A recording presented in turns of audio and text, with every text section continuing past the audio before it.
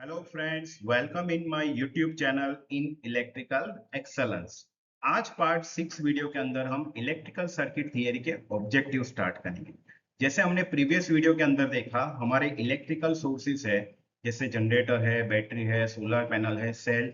ये सारे electrical sources electricity को जनरेट करता है। जैसे बैटरी केमिकल एनर्जी को इलेक्ट्रिकल एनर्जी में कन्वर्ट करता है, जनरेटर मैकेनिकल एनर्जी को इलेक्ट्रिकल एनर्जी में कन्वर्ट करता है, सोलर पैनल लाइट और हीट एनर्जी को इलेक्ट्रिकल एनर्जी में कन्वर्ट करता है। फिर हमने देखा कि बैटरी एक तरह का एनर्जी स्टोरिंग डिवाइस है जो डीसी वोल्टेज को स्टोर करता है। फिर हमने टाइप्स ऑफ सोर्सेज देखे, जिसमें वोल्टेज सोर्स और करंट सोर्स के बारे में बताया था। वोल्टेज सोर्स के अंदर हमने देखा इंडिपेंडेंट वोल्टेज सोर्स क्या होता है, डिपेंडेंट वोल्टेज सोर्स क्या होता है, आइडियल वोल्टेज सोर्स क्या होता है और प्रैक्टिकल वोल्टेज सोर्स क्या होता है। फिर हमने करंट सोर्स के अंदर भी देखा इंडिपेंडेंट करंट सोर्स क्या है, डिपेंडेंट करंट सोर्स क्या है, आइडियल करंट सोर्स क्या है और प्रैक्टिकल करंट सोर्स क्या है। तो ये सारे कंटेंट्स हमने लास्ट वीडियो के अंदर कवर किए।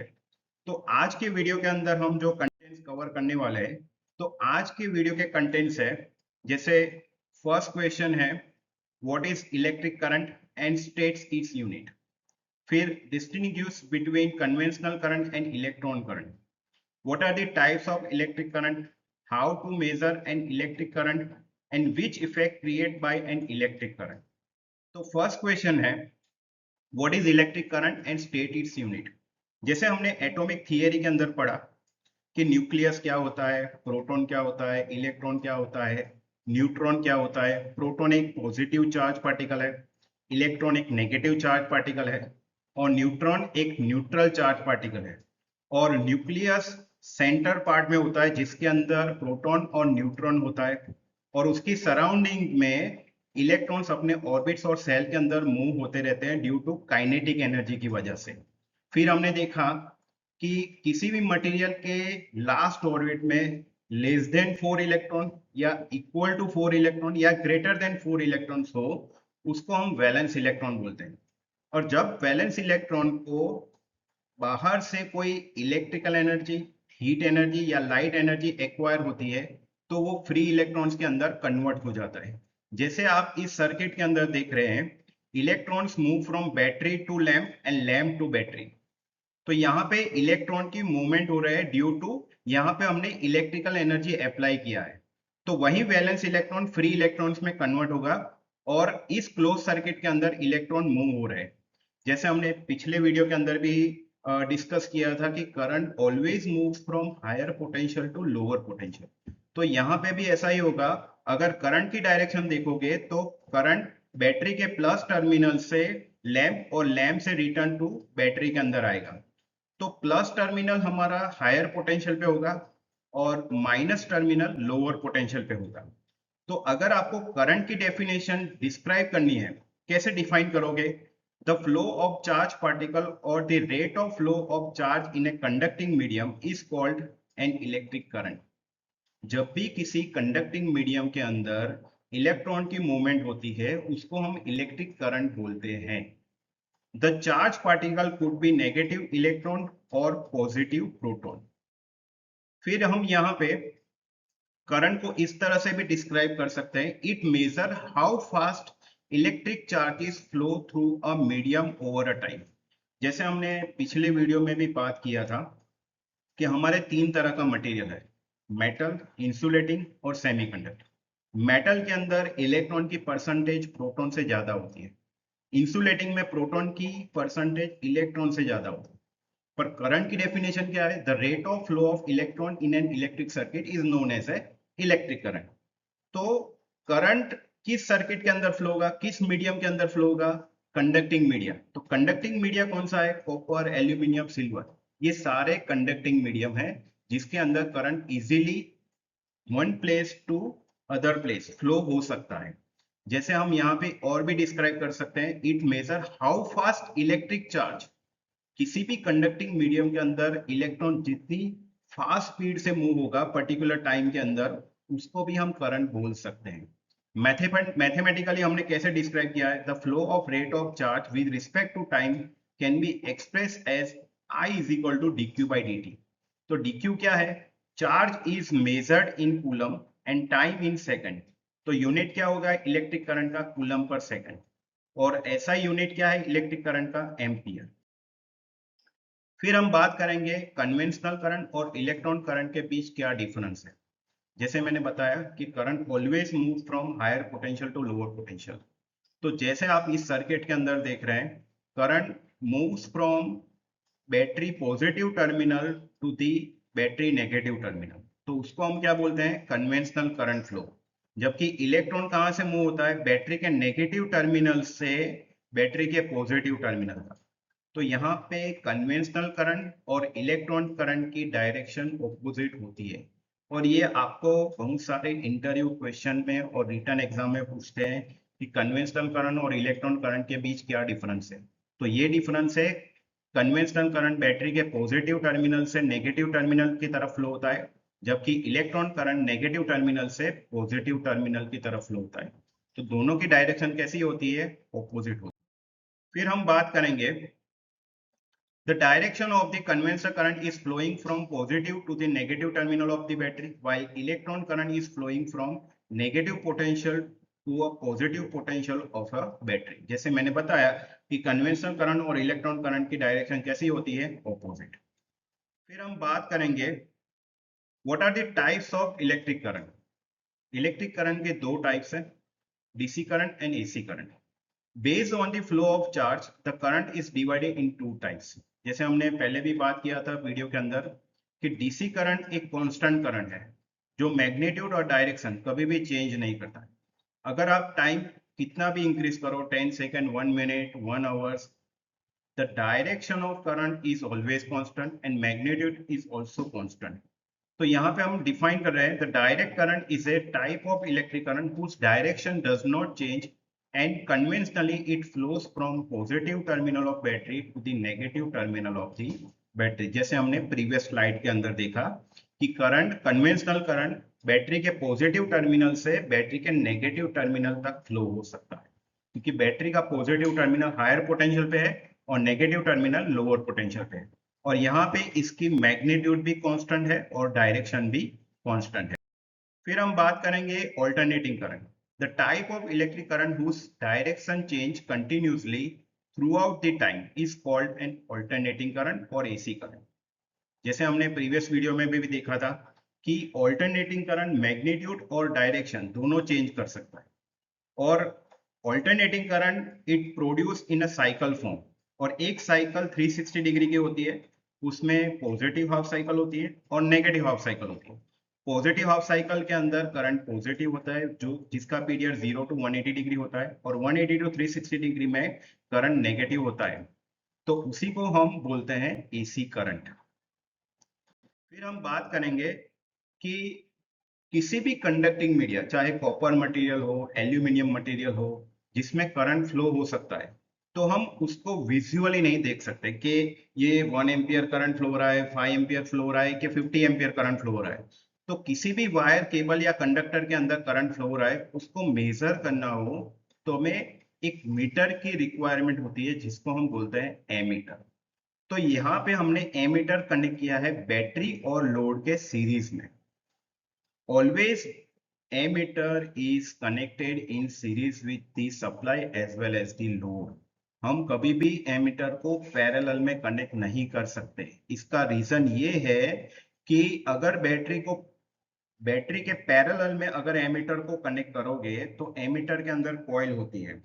अगर उस कॉइल का रेजिस्टेंस डैमेज हो जाए, क्योंकि कॉइल के टर्न्स बहुत कम होते हैं, अगर उसमें से हैवी करंट पास होगा तो वो कॉइल डैमेज होगी और एमीटर भी डैमेज हो जाए। तो इस वजह से एमीटर को हम सीरीज में ही कनेक्ट करते हैं सप्लाई और लोड के साथ। तो एमीटर क्या होता है, the instrument used for the measurement of the current is called ammeter. To measure the current the ammeter is connected in series not in parallel so that the current pass through it. ये आपको interview में भी ये भी question पूछते हैं कि ammeter को क्यों सीरीज में कनेक्ट करते हैं।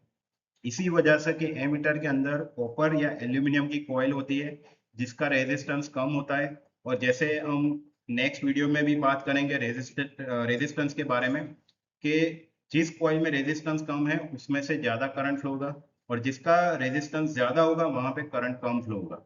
उस वजह से करंट कॉइल की रेजिस्टेंस कम होती है, तो उस वजह से करंट ज्यादा फ्लो हो सके और उसको पैरेलल में हम कनेक्ट नहीं कर सकते, अदरवाइज ये एमीटर डैमेज हो जाएगा। फिर हम बात करेंगे which effect create by an electric current. Electric current से कौन कौन से इफेक्ट क्रिएट होते हैं। जैसे फर्स्ट है हीटिंग इफेक्ट। जैसे हमारे घर में इलेक्ट्रिकल अप्लायंस यूज होते हैं, जैसे गीजर है, इलेक्ट्रिक आयन है, इलेक्ट्रिक केटल है, इलेक्ट्रिक हीटर है, ये सारे रेजिस्टिव एलिमेंट है। और जब भी ये रेजिस्टिव एलिमेंट्स या रेजिस्टिव अप्लायंस के अंदर करंट फ्लो होता है, तो उसमें से हीट प्रोड्यूस होती है। तो ये एक तरह का हीटिंग इफेक्ट है, जिसमें इलेक्ट्रिक आयन हो, इलेक्ट्रिक गीजर हो, हीटर हो या कोई और रेजिस्टिव एलिमेंट हो, जब भी करंट उस रेजिस्टिव एलिमेंट के अंदर फ्लो होता है वो हीट प्रोड्यूस करता है। फिर नेक्स्ट इफेक्ट है मैग्नेटिक इफेक्ट। जैसे यहाँ पे हमने एक कंडक्टर लिया है, चाहे वो कॉपर का हो या एल्यूमिनियम, उसमें से मैंने एक करंट फ्लो किया, पर्टिकुलर मान लो कि 5 एम्पियर का करंट फ्लो किया, और ये कंडक्टर एक पर्टिकुलर टर्न्स है। और जब भी करंट की प्रोडक्ट और टर्न्स की प्रोडक्ट मल्टीप्लाई होती है, जैसे करंट का एक एम्पियर एक यूनिट है उसका, और टर्न्स, सो एम्पियर टर्न्स, जितना एम्पियर टर्न्स ज्यादा होगा उस कंडक्टर के सराउंडिंग में मैग्नेटिक फील्ड प्रोड्यूस होगी। अगर मान लो कि मैंने यहाँ पे करंट 5 एम्पियर फ्लो किया और कंडक्टर यानी 1 टर्न है, तो 5 एम्पियर टर्न के हिसाब से मैग्नेटिक फील्ड प्रोड्यूस होगी। अगर करंट में डबल कर देता हूँ, मान लो 10 एम्पियर कर दिया, तो यहाँ पे मैग्नेटिक फील्ड ज्यादा प्रोड्यूस होगी। तो मैग्नेटिक इफेक्ट क्या है, the when current flows through a conductor it creates a magnetic field around it. The strength of this magnetic field also depends on the amount of current passing through the conductor at that point. जितने भी हमारे transmission line है, distribution line है, हर जगह पे उस transmission line या distribution line में से करंट फ्लो होता है और उसकी सराउंडिंग में मैग्नेटिक फील्ड प्रोड्यूस होती है।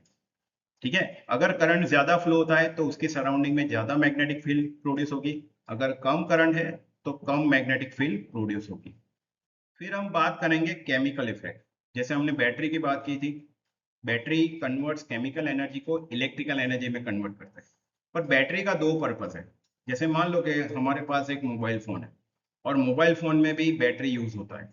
अगर हमारा मोबाइल फोन में बैटरी जो यूज किया है वो कंप्लीटली डिस्चार्ज है, तो हम क्या करेंगे, फर्स्ट उसको चार्ज करेंगे इलेक्ट्रिकल सप्लाई से। तो जब बैटरी चार्जिंग कंडीशन में होगा तो वो इलेक्ट्रिकल एनर्जी को केमिकल एनर्जी में कन्वर्ट करेगा, तब वो एनर्जी को स्टोर करेगा। फिर वही बैटरी जब आप उसको सप्लाई से डिस्कनेक्ट कर दोगे, तो वही बैटरी केमिकल को इलेक्ट्रिकल एनर्जी में कन्वर्ट करेगा। यानी बैटरी के दो पर्पस, दो एनर्जी फॉर्म आपको देखने को मिलेंगे, electrical to chemical during charging condition and during discharge condition chemical energy into electrical energy. जैसे यहाँ पे हमने डिस्क्राइब किया है, electric current is the flow of electrons, so passing a current through a chemical will result in a chemical reaction. Electrolysis and electroplating are the sum of the process that utilize its chemical effect. जैसे battery के अंदर है electrolysis है, electroplating है, ये सारे process के अंदर हम केमिकल यूज करते हैं। जब भी उसको चार्ज करते हैं तो इलेक्ट्रिकल एनर्जी को केमिकल एनर्जी में कन्वर्ट करते हैं, और फिर डिस्चार्ज के टाइम पे वो केमिकल एनर्जी इलेक्ट्रिकल एनर्जी के अंदर कन्वर्ट करते हैं। तो ये सारे कंटेंट्स हमने आज के वीडियो के अंदर देखे। जैसे करंट क्या होता है, the rate of flow of electron in a conducting medium या इन इलेक्ट्रिकल सर्किट, उसको हम करंट बोलते हैं। करंट का यूनिट क्या है, कूलम पर सेकंड या तो एम्पियर।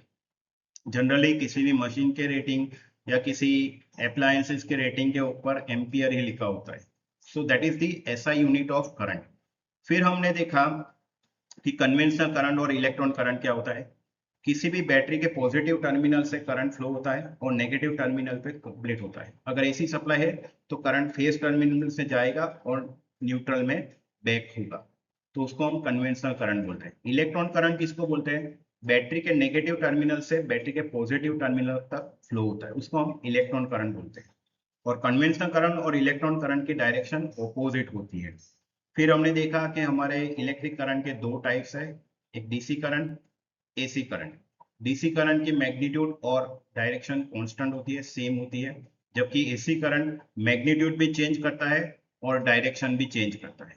फिर हमने देखा कि करंट को कैसे मेजर करते हैं। तो एमीटर को जब भी आप सप्लाई और लोड के सीरीज में कनेक्ट करते हो, तब एमीटर उस पर्टिकुलर सर्किट के अंदर कितना करंट फ्लो रहा है वो मेजर करेगा।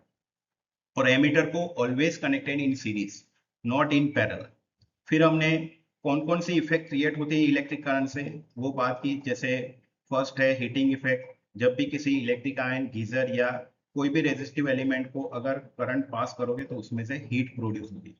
मैग्नेटिक इफेक्ट, अगर किसी कंडक्टर या वायर के अंदर से करंट पास होगा, चाहे वो एसी करंट हो या डीसी करंट, उसके सराउंडिंग में मैग्नेटिक फील्ड प्रोड्यूस होगी। जितना करंट ज्यादा होगा उतनी ज्यादा मैग्नेटिक फील्ड प्रोड्यूस होगी। फिर हमने बात की केमिकल इफेक्ट, और उसमें एग्जांपल लिया बैटरी का। जब भी कोई भी बैटरी चार्जिंग कंडीशन में होती है, तब वो इलेक्ट्रिकल एनर्जी को केमिकल एनर्जी में कन्वर्ट करता है, और डिस्चार्ज कंडीशन में वही केमिकल एनर्जी इलेक्ट्रिकल एनर्जी में कन्वर्ट होती है। तो ये सारे कंटेंट्स हमने आज के वीडियो के अंदर कवर किया। अगर मेरा वीडियो अच्छा लगे तो मेरी चैनल को सब्सक्राइब कीजिए, वीडियो को स्किप ना कीजिए, क्योंकि ऐसे ही अच्छे अच्छे टेक्निकल कंसेप्ट मैं आपको हर वीडियो के अंदर क्लियर करूंगा। और मेरी चैनल को सब्सक्राइब कीजिए, मेरे वीडियो को लाइक और शेयर कीजिए। Thank you.